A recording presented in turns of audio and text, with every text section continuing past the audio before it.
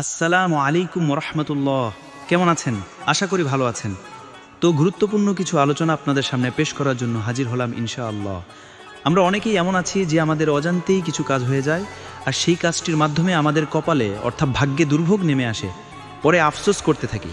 তাই আজকে সেই কারণগুলো নিয়েই কোরআন হাদিসের আলোকে একটি ভিডিও তৈরি করলাম, যে মানুষ কি কি কারণে গরিব হয়ে যায়, গরিব হওয়ার কারণসমূহ।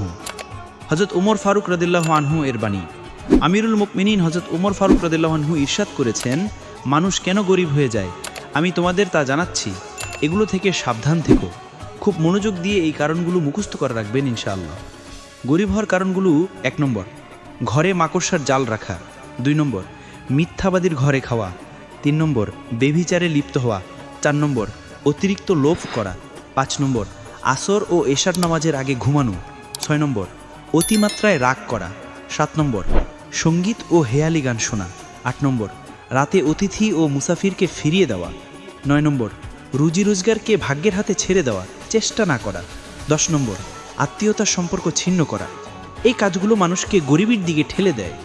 হযরত আনাস ইবনে মালিক রাদিয়াল্লাহু হতে বর্ণিত হাদিস, রাসূলুল্লাহ সাল্লাল্লাহু আলাইহি ওয়াসাল্লাম ইরশাদ করেছেন, তোমরা কখনোই তোমাদের সন্তানদের জন্য অভিশাপ দিও না, কারণ যে ব্যক্তি নিজের ছেলে মেয়েকে মৃত্যুর অভিশাপ দেয়, আল্লাহ তাআলা তা কবুল করতে পারেন।